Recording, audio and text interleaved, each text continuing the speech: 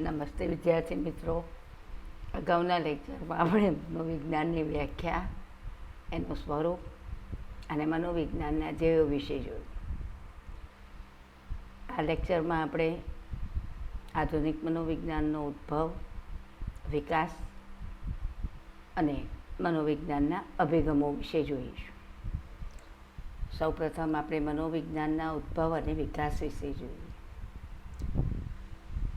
તો મનોવિજ્ઞાનમાં ઉદ્ભવ અને વિકાસ અંગે આપણે સૌપ્રથમ એની રૂપરેખા જોઈ લઈએ કે સૌપ્રથમ મનોવિજ્ઞાન એ તત્વજ્ઞાનના એક ભાગરૂપે અસ્તિત્વમાં હતું. ભારતમાં અનેક ઋષિમુનિઓ અને વિદ્વાન જેવા કે ભરતમુનિ, પતંજલિ, ચાણક્ય વગેરે તથા ગ્રીસ અને રોમ જેવા દેશોમાં એરિસ્ટોટલ, પ્લેટો વગેરે તત્વજ્ઞાનીઓએ માનવ વર્તનને સમજવાના પ્રયત્નો કર્યા. તે સમયે તત્વજ્ઞાનની અભ્યાસ પદ્ધતિઓનો ઉપયોગ થતો હતો. આમ કહી શકાય કે મનોવિજ્ઞાનના ઉદ્ભવનો મૂળ એ સૌ પ્રથમ તત્વજ્ઞાન હતું. ત્યારબાદ મનોવિજ્ઞાનને પ્રાયોગિક દરજ્જો આપવાનું કાર્ય એ વિલ્હેમ વુન્ટે કર્યું. વિલ્હેમ વુન્ટે 1879માં જર્મનીના લિપ્સિક શહેરમાં મનોવિજ્ઞાનની સૌ પ્રથમ પ્રયોગશાળાની સ્થાપના કરી અને મનોવિજ્ઞાનને વૈજ્ઞાનિક દરજ્જો અપાવ્યો, વૈજ્ઞાનિક સ્થાન અપાવ્યું. વિલ્હેમ વુન્ટને વૈજ્ઞાનિક મનોવિજ્ઞાનના પિતા તરીકે પણ ઓળખવામાં આવે છે. વુન્ટ અને તેના સાથીદારોએ જાગ્રત અનુભવો અને મનના વિશ્લેષણને મનોવિજ્ઞાનના અભ્યાસ વસ્તુ તરીકે સ્વીકારી. આમ વુન્ટ અને એના સાથીદારોએ મનના ઘટકોનો અભ્યાસમાં રસ દાખવ્યો. મનના ઘટકોના અભ્યાસ માટે તેમણે આંતરનિરીક્ષણ પદ્ધતિનો ઉપયોગ કર્યો. આંતરનિરીક્ષણ પદ્ધતિમાં વ્યક્તિ પોતે અંતર્મુખ થઈ અને પોતાના મગજમાં આવતા વિચારો કઈ રીતે આવે છે, કેટલા સમય સુધી જળવાઈ રહે છે તેનું વર્ણન કરવાનું હોય છે. વુન્ટ અને એના સાથીદારોને રચનાવાદીઓ તરીકે ઓળખવામાં આવ્યા. આમ વિલ્હેમ વુન્ટ એ રચનાવાદના પ્રણેતા છે. વુન્ટ અને એના સાથીઓએ મનના ઘટકોના અભ્યાસ ઉપર ભાર મૂક્યો. એ પછી જોઈએ રચનાવાદની સમયાંતરે કાર્યવાદ અસ્તિત્વમાં આવ્યો. કાર્યવાદના પ્રણેતા William James, John Dewey, Angell અને કાર્લ છે. કાર્યવાદી મનોવૈજ્ઞાનિકોએ વુન્ટ અને એના સાથીદારોએ જે મનના ઘટકોને સમજવા માટે આંતરનિરીક્ષણ પદ્ધતિનો ઉપયોગ કર્યો, એ આંતરનિરીક્ષણ પદ્ધતિનો કાર્યવાદી મનોવૈજ્ઞાનિકો William James, John Dewey, Angell અને કાર્લ તેમણે એનો વિરોધ કર્યો. કારણ કે આંતરનિરીક્ષણ પદ્ધતિને અન્ય બીજી વ્યક્તિ દ્વારા ચકાસી શકાતી નથી. એના દ્વારા વ્યક્તિ જે માહિતી આપે, જે વર્ણન કરે, એ અન્ય બીજી વ્યક્તિ દ્વારા ચકાસી શકાય તેમ ન હોવાથી કાર્યવાદી મનોવૈજ્ઞાનિકો William James, John Dewey, Angell અને કાર્લ જેવા કાર્યવાદી મનોવૈજ્ઞાનિકોએ આંતરનિરીક્ષણ પદ્ધતિનો વિરોધ કર્યો. અગાઉ આપણે જોઈ ગયા કે 1879માં વિલ્હેમ વુન્ટે જર્મનીના લિપ્સિક શહેરમાં મનોવિજ્ઞાનની સૌપ્રથમ પ્રયોગશાળાની સ્થાપના કરી. તેના થોડાક જ સમય બાદ કેમ્બ્રિજ મેસેચ્યુસેટ્સમાં અમેરિકન મનોવૈજ્ઞાનિક વિલિયમ જેમ્સે પ્રયોગશાળા સ્થાપી અને માનવીના મનને સમજવા માટે રચનાવાદ કરતાં તેમણે નવીન અભિગમ અપનાવ્યો. કાર્યવાદી મનોવૈજ્ઞાનિકોએ માનવીના મનની રચનાને સમજવાને બદલે માનવી તેના વાતાવરણ સાથે સમાયોજન સાધવા માટે, કાર્ય પાર પાડવા માટે કેવી રીતે વર્તે છે એનો અભ્યાસ કરવો જોઈએ એ બાબતને અગ્રતા આપી મહત્ત્વ આપ્યું. જેમ્સના આ અભિગમને કાર્યવાદી અભિગમ તરીકે ઓળખવામાં આવ્યો. આમ સૌપ્રથમ મિત્રો, મનોવિજ્ઞાન એ તત્વજ્ઞાનના ભાગરૂપે અસ્તિત્વમાં હતું. ત્યારબાદ 18મી સદીના અંતમાં તે તત્વજ્ઞાનથી અલગ પડી એક સ્વતંત્ર વિજ્ઞાન તરીકે અસ્તિત્વમાં આવ્યું. ત્યારબાદ મનોવિજ્ઞાનના વિકાસમાં અનેક મનોવૈજ્ઞાનિકોનો ફાળો છે. મનોવિજ્ઞાનના ઉદ્ભવ અને વિકાસ અંગે જોઈએ તો મનોવિજ્ઞાનમાં મનોવૈજ્ઞાનિકોએ જે મનોવિજ્ઞાનના વિકાસમાં ફાળો આપ્યો છે એના પ્રયત્ન સ્વરૂપે રચનાવાદ, કાર્યવાદ, વર્તનવાદ, સમષ્ટિવાદ, મનોવિશ્લેષણવાદ, માનવવાદી અભિગમ વગેરે અભિગમો અને સંપ્રદાયો અસ્તિત્વમાં આવ્યા છે. જેમાં આપણે રચનાવાદ અને કાર્યવાદ વિશે જોયું. હવે આપણે સમષ્ટિવાદી સંપ્રદાય વિશે જોઈએ.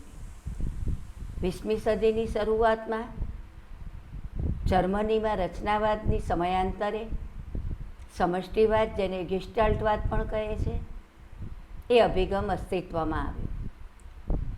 સમષ્ટિવાદી અભિગમના પ્રણેતા વર્ધીમેર કોહલર અને કોફકા છે, જેઓ સમષ્ટિવાદી મનોવૈજ્ઞાનિકો તરીકે ઓળખાય છે.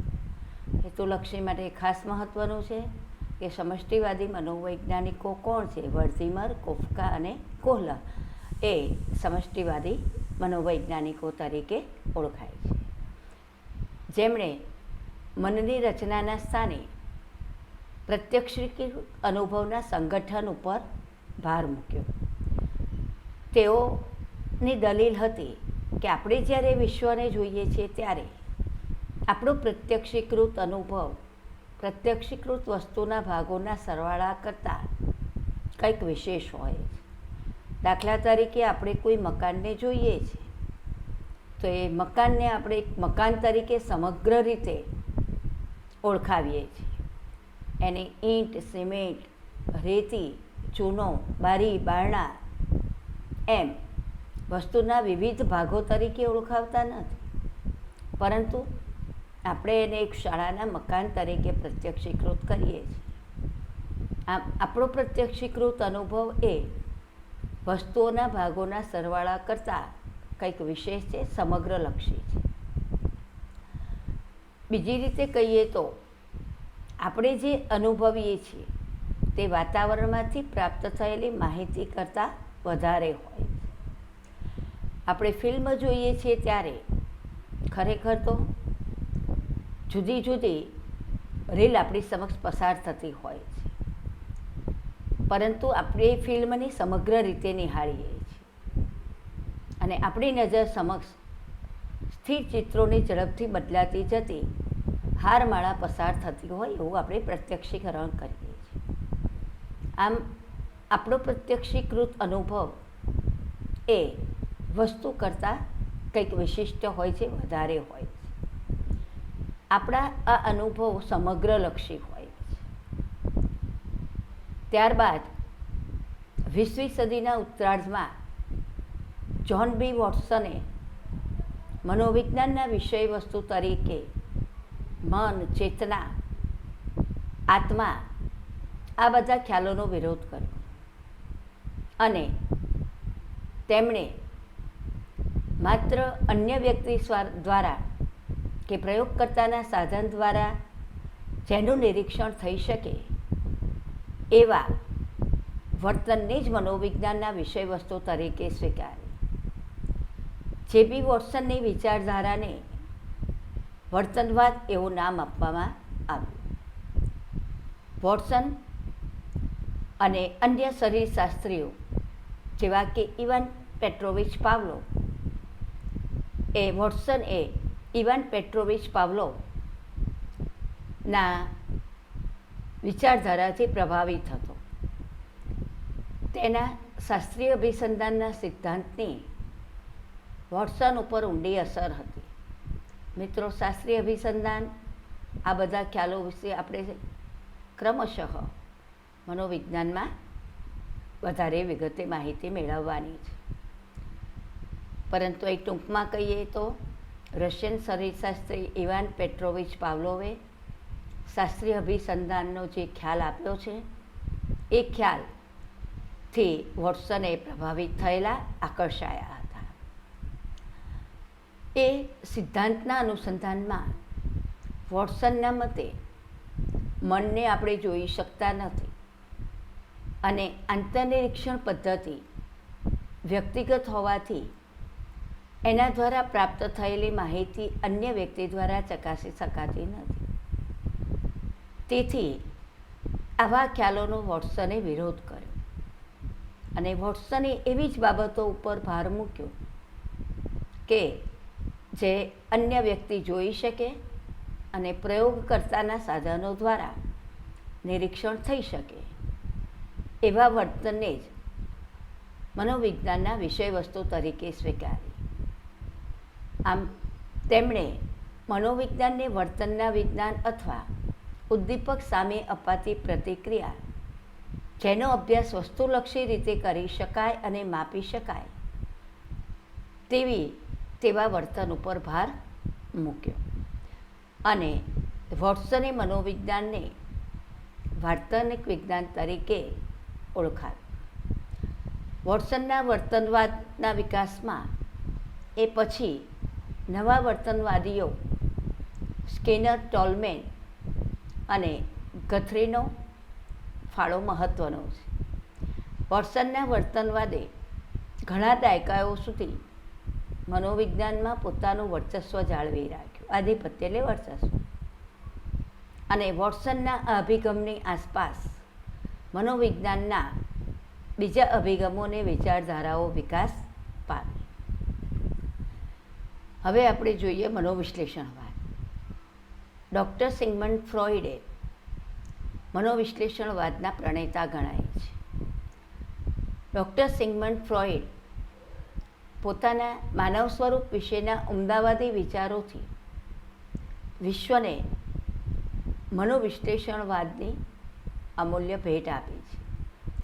સિગમન્ડ ફ્રોઈડે માનવ વર્તનને સમજવા માટે અજાગ્રત ઈચ્છાઓ, ખાસ કરીને જાતીય ઈચ્છાઓ એને વધારે મહત્ત્વ આપતા. તેમણે મનોવિશ્લેષણને માનસિક રોગોને સમજવાની અને ઉપચાર કરવાની પદ્ધતિ તરીકે રજૂ કર્યું છે. ડૉક્ટર સિગમન્ડ ફ્રોઈડ મનોવિશ્લેષણવાદના પ્રણેતા છે, જેઓ જાગ્રત મન, અજાગ્રત મન, અર્ધજાગ્રત મન, ઈડ, ઈગો, સુપર ઈગો અને આ ઉપરાંત તેમણે વ્યક્તિત્વનો મનોજાતીય વિકાસનો સિદ્ધાંત પણ રજૂ કર્યો છે. આ રીતે તેમના મતે અજાગ્રત ઈચ્છાઓ અને ખાસ કરીને જાતીય ઈચ્છાઓ દ્વારા તેઓ માનવીના વર્તનને સમજાવવાનો પ્રયત્ન કરે છે અને માનસિક રોગોના ઉપચાર માટે તેમણે મનોવિશ્લેષણવાદી પદ્ધતિનો રચના કરેલી છે. મનોવિશ્લેષણવાદ એમ જણાવે છે કે માનવી એ અજાગ્રત ઈચ્છાઓને કે સુખ પ્રાપ્ત કરવાની ઈચ્છાઓથી પ્રેરિત થાય છે. સિગમન્ડ ફ્રોઈડના આ ખ્યાલનો કાર્લ રોજર્સ, અબ્રાહમ માસ્લો જેવા માનવવાદી મનોવૈજ્ઞાનિકો એ વિરોધ કરે છે અને માનવ સ્વરૂપને વધારે વિધાયક સંદર્ભમાં માનવવાદી અભિગમ રજૂ કરે છે. અત્યારે આપણે માનવવાદી અભિગમ વિશે જોઈએ છીએ. માનવવાદી અભિગમના પ્રણેતા કાર્લ રોજર્સ અને અબ્રાહમ માસ્લો છે. કાર્લ રોજર્સ અને અબ્રાહમ માસ્લો જેવા માનવવાદી મનોવૈજ્ઞાનિકોએ માનવીની ઈચ્છા શક્તિની સ્વતંત્રતા આંતરિક સંભાવનાના વિકાસ અને આગળ વધવાની કુદરતી ઈચ્છા ઉપર ભાર મૂક્યો. તેમના મતે વર્તનવાદ વાતાવરણથી પ્રભાવિત થતા માનવીના વર્તન ઉપર ભાર મૂકે છે, પરંતુ માનવીની સ્વતંત્રતા અને પ્રતિષ્ઠાની અવગણના કરે છે અને માનવ વર્તનને માત્ર ઉદ્દીપક પ્રત્યે અપાતી પ્રતિક્રિયા એ રીતે યાંત્રિક સ્વરૂપે દર્શાવે છે. આમ આ જુદા જુદા અભિગમોએ આધુનિક મનોવિજ્ઞાનના વિકાસમાં મહત્ત્વનો ફાળો આપ્યો છે અને દરેક સંપ્રદાયે પોતે અલગ અલગ દૃષ્ટિબિંદુથી માનવીના વર્તનના અલગ અલગ પાસાઓ પર ભાર મૂક્યો છે અને મનોવૈજ્ઞાનિક પ્રક્રિયાની જટિલતા તરફ માનવવાદી અભિગમે વિશેષ ભાર મૂક્યો છે. આમ માનવીના વર્તનના જટિલ મનોવ્યાપારોને સમજવામાં પણ બોધાત્મક મનોવિજ્ઞાન જેવા સંપ્રદાયનો કે અભિગમનો વિશેષ ફાળો છે. આખરે 20મી સદીના ઉત્તરાર્ધમાં બોધાત્મક અભિગમ વિકસ્યો. અત્યારે આપણે બોધાત્મક અભિગમ વિશે જોઈએ છીએ મિત્રો. 20મી સદીના ઉત્તરાર્ધમાં બોધાત્મક અભિગમ વિકસ્યો. બોધાત્મક અભિગમ એ બાબત ઉપર ભાર મૂકે છે કે જે આપણે વિશ્વને કેવી રીતે જોઈએ છીએ એ બાબત ઉપર વધારે ભાર મૂકે છે. બોધાત્મક અભિગમના મંતવ્ય મુજબ બોધને જાણવાની પ્રક્રિયા છે. બોધાત્મક અભિગમ વિચારણા, સમજણ, નિર્ણય પ્રક્રિયા, સ્મૃતિ, સમસ્યા ઉકેલ આવી બોધાત્મક પ્રક્રિયાઓના અભ્યાસ ઉપર ભાર મૂકે છે, જે આપણી અન્ય માનસિક પ્રક્રિયાઓ વિશ્વ વિશેના આપણા જ્ઞાન સાથે મળીને વાતાવરણ સાથે ચોક્કસ માર્ગે કામ પાડવા માટે આપણને સક્ષમ બનાવે છે, સમર્થ બનાવે છે. કેટલાક બોધાત્મક મનોવૈજ્ઞાનિકોએ માનવ મનને કોમ્પ્યુટરની સાથે સરખાવ્યું છે કે જેમ કોમ્પ્યુટર માહિતીને સ્વીકારે છે, પ્રક્રિયા કરે છે, બદલે છે, સંગ્રહ કરે છે અને જરૂર પડે બહાર લાવે છે, તે રીતે માનવ મન પણ કોમ્પ્યુટરની જેમ માહિતીને સ્વીકારે છે, પ્રક્રિયા કરે છે, સંગ્રહ કરે છે અને જરૂર પડે માહિતીને બહાર લાવે છે.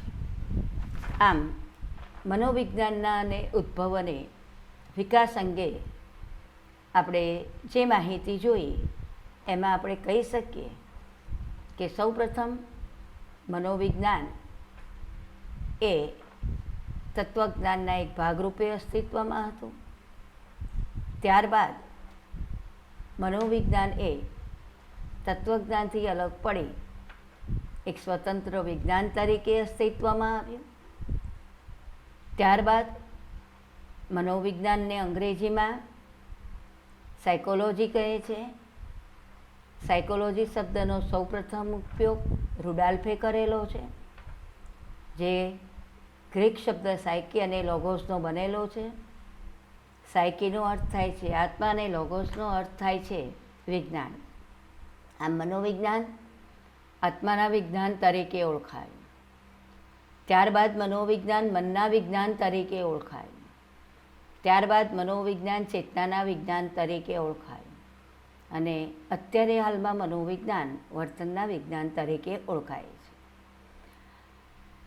ત્યારબાદ મનોવિજ્ઞાનના ઉદ્ભવ અને વિકાસ અંગે આપણે જોયું કે જુદા જુદા મનોવૈજ્ઞાનિકોએ માનવીના વર્તનના જુદા જુદા પાસાઓને જે દૃષ્ટિબિંદુથી સમજવાનો પ્રયત્ન કર્યો એને પરિણામે વિવિધ સંપ્રદાયો કે વિચારધારાઓ અસ્તિત્વમાં આવી, જે આપણે જોઈ ગયા. રચનાવાદ, કાર્યવાદ, સમષ્ટિવાદ, વર્તનવાદ, માનવવાદી અભિગમ અને બોધાત્મક અભિગમ, આ સંપ્રદાયો અસ્તિત્વમાં આવ્યા. હવે આપણે બીજો મુદ્દો જોઈશું, મનોવિજ્ઞાનના અભિગમો. મિત્રો, મનોવિજ્ઞાનના અભિગમો ખાસ ધ્યાનમાં લેજો, એમાંથી કોઈ પણ અભિગમ પૂછાતો હોય છે. તો મનોવિજ્ઞાનના આપણે વિવિધ અભિગમો વિશે જોવાનું છે. મનોવિજ્ઞાનનો ઉદ્ભવ અને વિકાસ જોયો ત્યારે આપણે જોઈ ગયા કે જુદા જુદા મનોવૈજ્ઞાનિકોએ માનવ વર્તનને સમજવા માટેનો પ્રયત્ન કર્યો છે. તેના પરિણામે અનેક અભિગમો પ્રાપ્ત થયા છે. દરેક અભિગમ વર્તનને પોતે જે રીતે જોયું કે સમજ્યું એ રીતે એમણે સ્પષ્ટ કરવાનો પ્રયત્ન કર્યો છે. પરંતુ આમાંનો કોઈ એક અભિગમ મનોવિજ્ઞાનની સંપૂર્ણ સમજ આપી શકે તેમ નથી. એટલે મનોવિજ્ઞાનની સંપૂર્ણ સમજ પ્રાપ્ત કરવા માટે અહીં આપેલા વિવિધ અભિગમો વિશે સમન્વય સાધવો જરૂરી છે, એના વિશે સમજવો જરૂરી છે. તો મનોવિજ્ઞાનના અભિગમો વિશે આપણે જૈવીય, વાર્તનિક, બોધાત્મક, મનોગત્યાત્મક, માનવવાદી અને સામાજિક સાંસ્કૃતિક અભિગમ વિશે જોઈશું. સૌ પ્રથમ આપણે જૈવીય અભિગમ વિશે જોઈએ. મનોવિજ્ઞાનના વિકાસમાં વેબર, ફેકનર અને હેલ્મહોલ્ટ્ઝ જેવા શરીરશાસ્ત્રીઓનો વિશેષ ફાળો છે. હેતુલક્ષી માટે ધ્યાન રાખવાનું. વેબર, ફેકનર અને હેલ્મહોલ્ટ્ઝ વગેરે શરીરશાસ્ત્રીઓ હતા. તેમણે માનવીના વર્તનને સમજવા માટે જૈવીય બાબતોને મહત્ત્વ આપે છે. જૈવીય અભિગમ માનવ વર્તનને સમજવા માટે વ્યક્તિના મૂળમાં રહેલા રંગસૂત્રો, જનીન તત્વો, ગ્રંથિઓના રસસ્ત્રાવ, ચેતાપ્રવાહો, શરીર રચના, આપણી 5 જ્ઞાનેન્દ્રિયો, સ્નાયુતંત્ર, કર્મેન્દ્રિયો વગેરેનો આધાર લે છે. આ બધી બાબતો વિશે આપણે નેક્સ્ટ ચેપ્ટરોમાં જોવાનું છે. આ બધાના અભ્યાસ માટે જીવવિજ્ઞાન જે પદ્ધતિનો ઉપયોગ કરે છે એવી પદ્ધતિઓ શસ્ત્રક્રિયા, જેને આપણે સર્જરી કહીએ છીએ, ઓપરેશન કહીએ છીએ, વિદ્યુત ઉદ્દીપન, જૈવ રાસાયણિક પદ્ધતિ તથા એનો સાધનોનો ઉપયોગ કરવામાં આવે છે. શરૂઆતમાં આ અભિગમ ખૂબ પ્રસિદ્ધ બન્યો, કારણ કે આ અભિગમ દ્વારા શરીરના અંગો, અવયવો અને વર્તનના શારીરિક આધારોની સમજૂતી પ્રાપ્ત થઈ. વર્તન સાથે વારસો, જનીન તત્વ અને મગજ કેવી રીતે સંકળાયેલા છે એ પણ આ અભિગમ દ્વારા સ્પષ્ટ થતું હતું. પ્રગટ હલનચલન અને વાણી જેવા પાસાને પણ સમજાવી શકાતા હતા. પરંતુ આ જૈવી અભિગમની એક મર્યાદા હતી કે કેટલાક આંતરિક અનુભવ અને અમુક પ્રકારના જટિલ વર્તનની સમજૂતી આપવામાં આ અભિગમ સફળ થયો ન હતો, નિષ્ફળ નીવડ્યો. આ અભિગમ દ્વારા માનવ શરીરની જટિલતાને કારણે શરીર અને મગજની સંપૂર્ણ સમજ પ્રાપ્ત થતી ન હતી. તેથી માનવીના દરેક વર્તન અને આંતરિક મનોવ્યાપારોને આ અભિગમ દ્વારા સમજાવી શકાયા નહીં. માનવીનું વર્તન જૂથ ક્રિયાઓ, સામાજિક સાંસ્કૃતિક વાતાવરણ ઉપર પણ આધાર રાખે છે, જેમાં માત્ર જૈવીય ક્રિયાઓને સ્થાન નથી. આ બાબતો એ જૈવીય અભિગમ સમજાવી શકતું નથી. તેથી વાર્તનિક અભિગમ અસ્તિત્વમાં આવ્યો. 20મી સદીમાં અગાઉ આપણે જોઈ ગયા કે જે.બી. વોટ્સન એ વર્તનવાદના પ્રણેતા છે. આમ વાર્તનિક અભિગમના પ્રણેતા જે.બી. વોટ્સન છે અને વર્તનવાદના વિકાસમાં વોટ્સન ઉપરાંત B.F. Skinner, E.C. ટોલમેન અને એડવિન ગ્રથી વગેરે મનોવૈજ્ઞાનિકોનો પણ ફાળો રહેલો છે. 20મી સદીમાં થયેલી ઔદ્યોગિક ક્રાંતિ અને યંત્રવિદ્યાથી આકર્ષાયેલા વોટ્સને મનોવિજ્ઞાનને માત્ર વર્તનના વિજ્ઞાન તરીકે ઓળખાવ્યું. વોટ્સને રજૂ કરેલી વિચારધારા વાર્તનિક અભિગમ તરીકે ઓળખાય છે.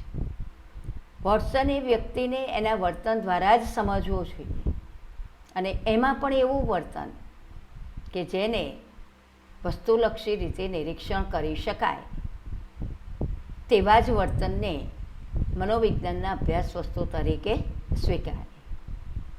તેમણે મનોવિજ્ઞાનના ચેતના, મન, આત્મા એવા ખ્યાલોને નકારી કાઢ્યા. આંતરનિરીક્ષણ પદ્ધતિનો પણ એમણે વિરોધ કર્યો, જે રચનાવાદી મનોવૈજ્ઞાનિકો તેનો ઉપયોગ કરતા હતા. એવી આંતરનિરીક્ષણ પદ્ધતિનો પણ વોટ્સને વિરોધ કર્યો, જેના વિશે અગાઉના મુદ્દામાં આપણે જોઈ ગયા છીએ. વોટ્સને વર્તનવાદી અભિગમ વર્તનને ઉદ્દીપક પ્રત્યે કરવામાં આવતી પ્રતિક્રિયા તરીકે ઓળખાવે છે. આથી વાર્તનિક અભિગમને ઉદ્દીપક પ્રતિક્રિયાના અભિગમ તરીકે પણ ઓળખવામાં આવે છે. વોટ્સનનો અભિગમ વ્યક્તિના બાહ્ય પ્રગટ વર્તનને જ કેન્દ્રમાં રાખી અભ્યાસ કરે છે. પ્રગટ વર્તનો જેવા કે વાણી, મુખભાવ, ચેષ્ટાઓ, શારીરિક હલનચલન જેને જોઈ શકાય એવા પ્રગટ વર્તનો ઉપર જ વોટ્સન ભાર મૂકે છે. વાર્તનિક અભિગમના વિકાસમાં ફાળો આપનાર બીજા નવા વર્તનવાદીઓ સ્કિનર, ગ્રથી અને ટોલમેન વગેરેનો પણ વાર્તનિક અભિગમના વિકાસમાં મુખ્ય ફાળો છે.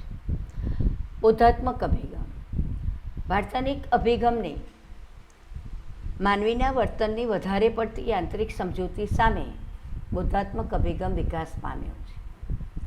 બોધાત્મક અભિગમે માત્ર ઉદ્દીપક અને પ્રતિક્રિયા એ બંને વચ્ચેની યાંત્રિક સમજૂતીને નકારે છે અને તેમના મતે માનવી આવું માત્ર એક યંત્ર નથી કે જે ઉદ્દીપક પ્રત્યે સીધી પ્રતિક્રિયા આપે અથવા આદેશો મુજબ જ ક્રિયા કરે.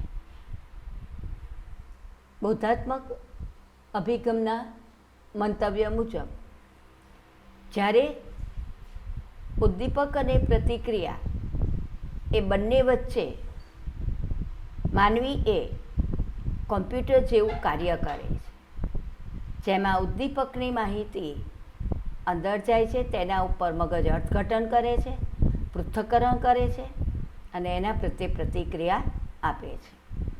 પરંતુ વર્તનવાદી અભિગમ કે વાર્તનિક અભિગમ આ બાબતોને મહત્ત્વ આપતો નથી.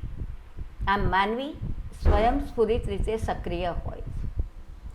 ઉદ્દીપક સાથે આપવામાં આવતી પ્રતિક્રિયા યાંત્રિક હોતી નથી. જ્ઞાનેન્દ્રિયો દ્વારા જ્યારે કોઈ પણ પ્રકારનું સંવેદન અનુભવે ત્યારે તરત જ પહેલાંના અનુભવના સંદર્ભે એનું પૃથ્થકરણ કરે છે. પ્રાપ્ત થયેલ માહિતીને અન્ય માહિતી સાથે સરખાવે છે, પછી યોગ્ય નિર્ણયને આધારે વર્તન કરે છે. એટલે સૌપ્રથમ આપણી જ્ઞાનેન્દ્રિયો બાહ્ય વાતાવરણના માહિતીને ઝીલે છે, તેના સંદર્ભે એનું અર્થઘટન કરે છે, પૃથ્થકરણ કરે છે, પ્રાપ્ત થયેલ માહિતીને અન્ય માહિતી સાથે સરખાવે છે અને યોગ્ય નિર્ણય લે છે. આમ ઉદ્દીપકની સામે પ્રતિક્રિયાની વચ્ચે માનવીની વિચારશક્તિ આવે છે, જેનો વાર્તનિક અભિગમ એને સ્વીકારતો નથી કે એને મહત્ત્વ આપતો નથી. આમ માનવીના વર્તનને સમજવા માટે જૈવીય અભિગમ, વાર્તનિક અભિગમ અને એના કરતાં બોધાત્મક અભિગમ એ વધારે સારી રીતે માનવીના વર્તનને સમજવા માટે ઉપયોગી છે. બોધાત્મક અભિગમ વિચારણા, સ્મૃતિ, સમસ્યા ઉકેલ, નિર્ણય પ્રક્રિયા જેવા જટિલ મનોવ્યાપારોને સમજવા ઉપર ભાર મૂકે છે. આમ બોધાત્મક અભિગમ માનવ વર્તન સાથે સંકળાયેલ શૈક્ષણિક, બોધાત્મક અને વિકાસાત્મક પરિબળોના સંદર્ભમાં મનોવ્યાપારોને સમજાવવાનો પ્રયત્ન કરે છે, જેથી માનવીના જટિલ વર્તનને સમજવામાં બોધાત્મક અભિગમ ઉપયોગી છે. ચોથો અભિગમ મનોગત્યાત્મક અભિગમ. અગાઉ આપણે જોઈ ગયા છીએ કે ડૉક્ટર સિગમન્ડ ફ્રોઇડ મનોવિશ્લેષણવાદના પ્રણેતા છે. તો ડૉક્ટર સિગમન્ડ ફ્રોઇડે આપેલા અભિગમને મનોગત્યાત્મક અભિગમ તરીકે ઓળખવામાં આવે છે. મનોગત્યાત્મક અભિગમ માનવીના મનના અજ્ઞાત પાસા ઉપર ભાર મૂકે છે. ફ્રોઇડ મનના 3 સ્તર દર્શાવે છે: જાગ્રત મન, અર્ધજાગ્રત મન અને અજાગ્રત મન. તો એમાં પણ ફ્રોઈડ મનના અજાગ્રત મન ઉપર વધારે ભાર મૂકે છે અને માનવ વર્તનને મનના ગતિશીલ પરિબળો, પ્રેરણા, આવેગ એના સંદર્ભમાં સમજવાનો પ્રયત્ન કરે છે. પ્રેરણા, આવેગ વગેરે વિશે તેમજ ફ્રોઈડે આપેલા ખ્યાલો વિશે આપણે એ પછીના પ્રકરણોમાં જોવાનું છે. મનોવિશ્લેષણવાદી સિગમન્ડ ફ્રોઈડે આપેલા અચેતન મનના સિદ્ધાંતને આધારે વર્તન માટે તેમાં પડેલી વાર્તનિક શક્તિને જવાબદાર ગણાવે છે. આ અભિગમ વ્યક્તિના સમગ્ર વ્યક્તિત્વ માટે વારસા અને બાલ્યકાળના અનુભવોને ખૂબ જ મહત્ત્વના ગણે છે. વ્યક્તિના અચેતન મનને વર્તન માટે જવાબદાર ગણી તેના અભ્યાસ ઉપર ભાર મૂકે છે. આ મનોગત્યાત્મક અભિગમના આ ખ્યાલો સુખ મેળવવાની ઈચ્છા વ્યક્તિની, વ્યક્તિના ઈડ ઈગો અને સુપર ઈગો, મનના જાગ્રત, અજાગ્રત અને અજાગ્રત પાસાઓ, મનોજાતીય વિકાસના સિદ્ધાંતને આધારે ફ્રોઈડ એ માનવીના વર્તનને સમજાવવાના પ્રયત્ન કરે છે. અસાધારણ વર્તનના ઉપચારના અનુભવોમાંથી ફ્રોઈડે આ મનોગત્યાત્મક અભિગમ વિકસાવ્યો છે. તેમના મતે માનવી કોઈપણ ભોગે અનિચ્છનીય અને અજ્ઞાત પ્રેરણાઓથી વર્તે છે અને કોઈપણ ભોગે મૂળભૂત ઈચ્છાઓને પૂરી કરવાનો પ્રયાસ કરે છે.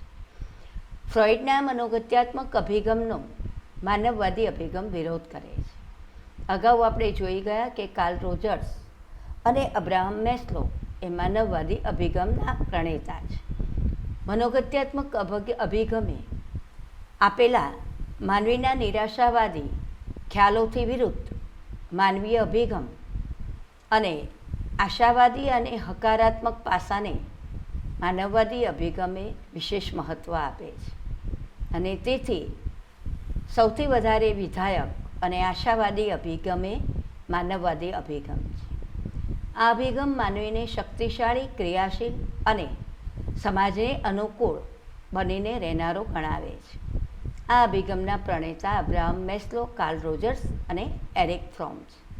તેમના મતે માનવીએ માત્ર ભૂતકાળ અને વર્તમાનના અનુભવોનું માત્ર સરવાળો જ નથી, પરંતુ માનવીએ પોતે સ્વતંત્ર ઈચ્છાશક્તિ ધરાવે છે. સ્વવિકાસની ઈચ્છા રાખનાર વિધાયક દ્રષ્ટિબિંદુવાળો દર્શાવે છે અને માનવી પોતાના વર્તનને નક્કી કરવા માટે સંપૂર્ણ સ્વતંત્ર છે. આમ વિશ્વને જોવાનું વ્યક્તિની દૃષ્ટિબિંદુ તેના વર્તનને ઘડે છે. આ અભિગમ માનવીના આ વિધાયક અને આશાવાદી પાસાઓ પર ભાર મૂકે છે. તેથી તેને માનવવાદી અભિગમ તરીકે ઓળખવામાં આવે છે. સામાજિક સાંસ્કૃતિક અભિગમ. અત્યાર સુધીના અભિગમોમાં આપણે જોયું કે ઉદ્દીપક પ્રત્યે અપાતી પ્રતિક્રિયા, વાતાવરણ, અચેતન ઈચ્છાઓ વગેરે બાબતોને માનવીના વર્તનને સમજવા માટે ધ્યાનમાં લેવામાં આવે છે. પરંતુ માનવીના વિકાસમાં મહત્ત્વના પરિબળો સમાજ અને સંસ્કૃતિને ધ્યાનમાં લેવામાં આવી નથી. તેની અવગણના કરવામાં આવે છે. તેના તરફ કોઈ અભિગમે ધ્યાન આપ્યું નથી. પરંતુ સામાજિક સાંસ્કૃતિક અભિગમ માનવીના વર્તન માટે આજુબાજુના સામાજિક સાંસ્કૃતિક પરિબળોને પણ મહત્ત્વના ગણાવે છે. કારણ કે માનવીનું સામાજિકરણમાં સમાજ અને સંસ્કૃતિનો સવિશેષ ફાળો છે. આમ માનવીનું વર્તનને અસર કરનારા પરિબળોમાં પર્યાવરણ એ મુખ્ય છે. જે પર્યાવરણમાં ભૌગોલિક, ભૌતિક, સામાજિક, સાંસ્કૃતિક પરિબળો મહત્ત્વના છે. તો આવા સામાજિક અને સાંસ્કૃતિક પરિબળો જેવા કે સમાજ, કુટુંબ, મિત્રો, શાળા, સામાજિક મૂલ્યો, ધોરણો, દરજ્જાઓ, ભૂમિકાઓ વગેરે જવાબદાર છે. આ બાબતો પર અન્ય અભિગમોએ ધ્યાન આપ્યું નથી, પરંતુ આ બાબતોને સામાજિક સાંસ્કૃતિક અભિગમ એ વિશેષ મહત્ત્વના ગણાવે છે કે માનવીના સારા કે ખરાબ વર્તન માટે તેનું વાતાવરણ પણ જવાબદાર હોય છે. એટલે માનવીના વર્તનને સમજવા માટે આપણે સામાજિક અને સાંસ્કૃતિક પરિબળોને પણ ધ્યાનમાં લેવા જોઈએ, એની અવગણના કરી શકાય નહીં. આમ મિત્રો, આજે આપણે મનોવિજ્ઞાનનો ઉદ્ભવ અને વિકાસ જોયું.